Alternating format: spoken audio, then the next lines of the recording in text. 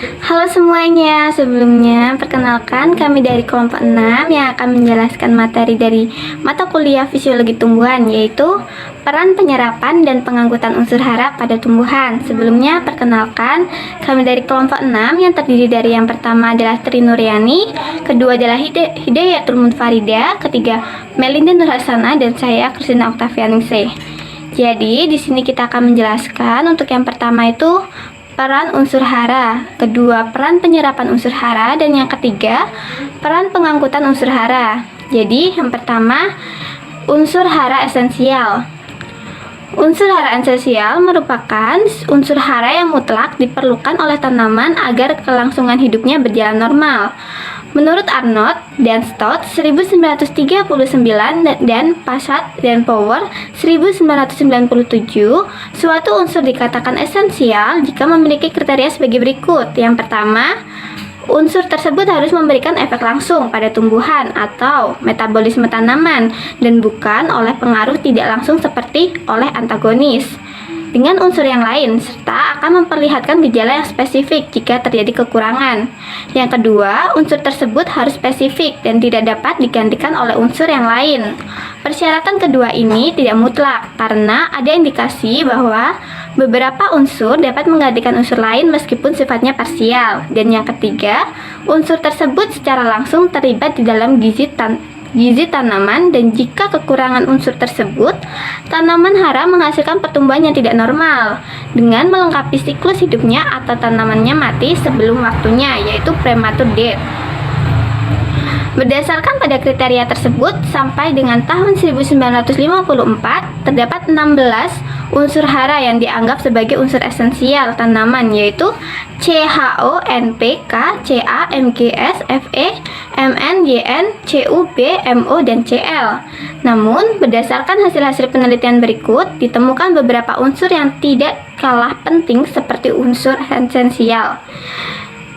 Selanjutnya kita akan menjelaskan tentang klasifikasi unsur hara. Yang pertama itu klasifikasi menurut metabolik, kedua klasifikasi menurut fungsi osmotik dan regulasi, dan yang terakhir atau yang ketiga klasifikasi menurut kebutuhan kuantitatif. Yang pertama, klasifikasi menurut fungsi metabolik. Terdapat 4 kelompok. Kelompok yang pertama itu terdapat unsur CHONS yang berfungsi pembentukan senyawa organik tanaman seperti karbohidrat, protein, lemak, asam amino, dan vitamin, serta berbagai senyawa organik lainnya seperti asam nukleat, gula, dan sebagainya. Pada kelompok yang kedua terdiri dari P dan B yang berfungsi. Fosfor atau P mempunyai fungsi utama sebagai senyawa berenergi tinggi yang terlibat di dalam transfer energi, sedangkan boron atau B terlibat dalam berbagai reaksi enzimatis yang berperan di dalam transfer karbohidrat atau gula di dalam tubuh tanaman. Untuk kelompok yang ketiga, yaitu terdiri dari K, Mg, Ca, dan Cl yang berfungsi tidak spesifik namun lebih bersifat sebagai pengimbang dan lebih berperan secara fungsional dan berperan sebagai katalisator dan CO faktor berbagai aktivitas dari enzimatis. Dan yang keempat terdiri dari Cu, Fe, Zn, dan Mn serta Mo yang berfungsi banyak terlibat sebagai pembawa elektron dan katalis pada berbagai reaksi enzimatis.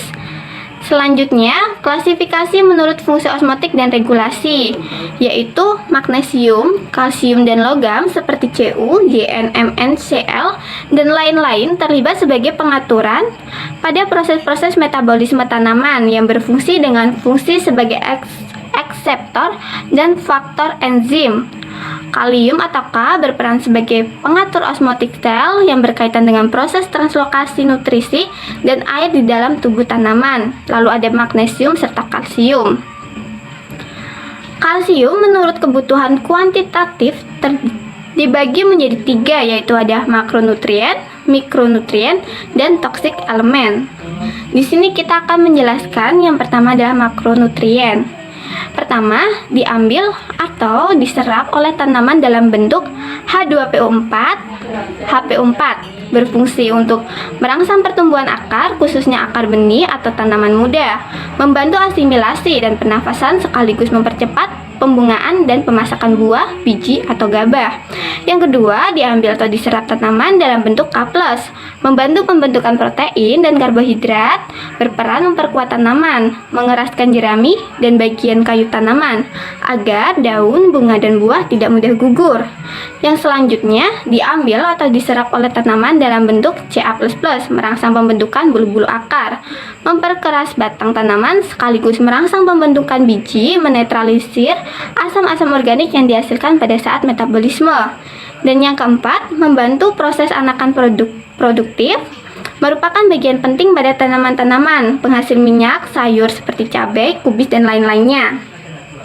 Membantu pembentukan butir hijau dari daun. Dan yang terakhir atau kelima, diambil atau diserap oleh tanaman dalam bentuk Mg++, merupakan salah satu bagian enzim yang disebut organik profosfat dan karbopeptisid, berperan dalam pembentukan buah.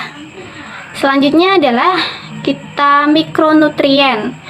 Jadi mikronutrien ini diambil atau diserap tanaman dalam bentuk BOO3, bertugas sebagai transportasi karbohidrat dalam bentuk tanaman, berperan dalam pembentukan pembiakan sel terutama dalam titik tumbuh pucuk. Unsur hara BO dapat memperbanyak cabang-cabang nodul untuk memberikan banyak bakteri dan mencegah bakteri parasit. Selanjutnya, Zn atau Zn. Diambil atau diserap oleh tanaman dalam bentuk Yn++. Diperlukan oleh tanaman untuk pembentukan protein dan vitamin terutama vit C atau vitamin C dalam jumlah yang sangat sedikit dalam berperan dalam mendorong perkembangan pertumbuhan. Diperkirakan persenyawaan Zn atau Zn ini berfungsi dalam pembentukan hormon tumbuh atau auksin dan penting bagi keseimbangan fisiologis, berperan dalam pertumbuhan vegetatif dan pertumbuhan biji atau buah. Selanjutnya, tembaga atau Cu. Diambil atau diserap oleh tanaman dalam bentuk Cu++.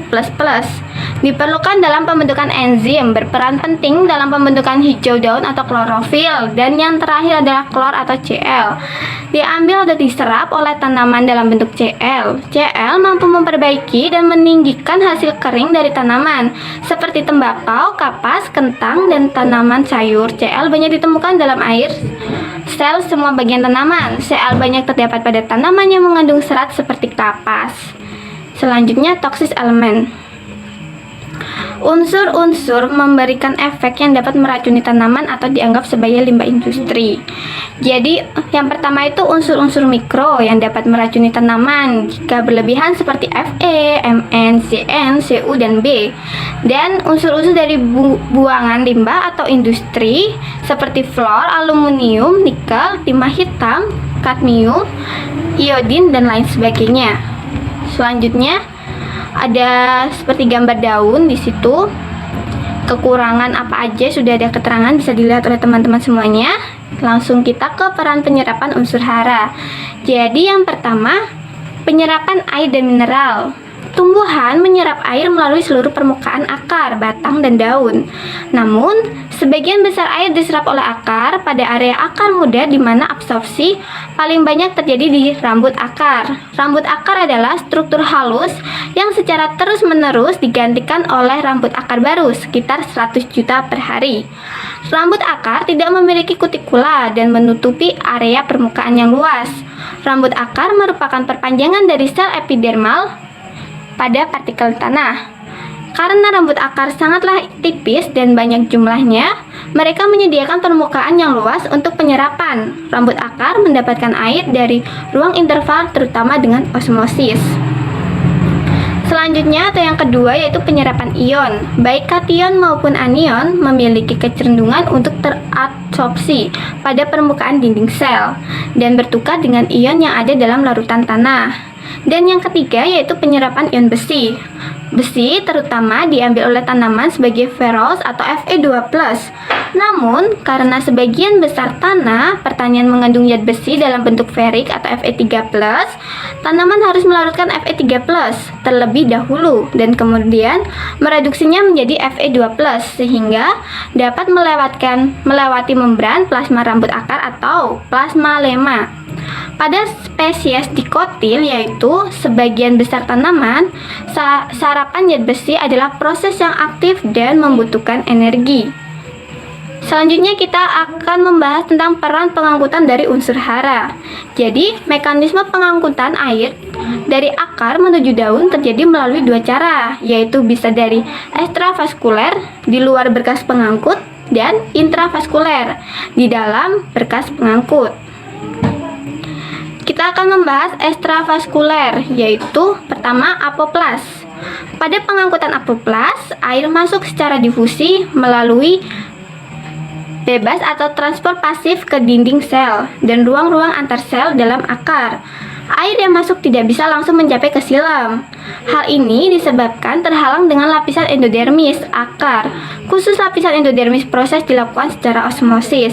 Yang kedua adalah simplas. Proses ini berjalan ketika air dan mineral bergerak menuju bagian hidup dari sel tumbuhan seperti sitoplasma dan vakuola. Lintasan yang ditempuh dalam simplas ini adalah sel-sel bulu akar, sel korteks, endodermis, perisikel, dan silem. Kedua, kita akan membahas tentang mekanisme intravaskuler. Yang pertama adalah tekanan air. Saat proses penyerapan air berlangsung, cairan pada sel rambut akan berkurang kekentalannya. Hal ini menyebabkan sel bagian dalamnya untuk menyerap air pada rambut akar. Kedua, kapilaritas batang. Silem merupakan pembuluh kapiler dalam tubuh atau dalam tumbuhan. Dengan prinsip kapilaritas, air dapat naik di dalam pembuluh. Hal ini bisa terjadi karena adhesi yang terjadi antara molekul air dengan dinding tumbuhan. Dan yang ketiga, daya hisap daun. Air yang sudah berada pada daun akan mengalami penguapan melalui stomata, sehingga cairan pada sel daun meningkat kekentalannya. Hal ini memicu sel pada daun menyerap air dari pembuluh kayu, dan aliran air akan terus-menerus terjadi mulai dari akar hingga ke daun. Mungkin sekian presentasi dari kami. Apabila banyak kekurangan kami mohon maaf, dan atas perhatiannya kami ucapkan terima kasih. See you.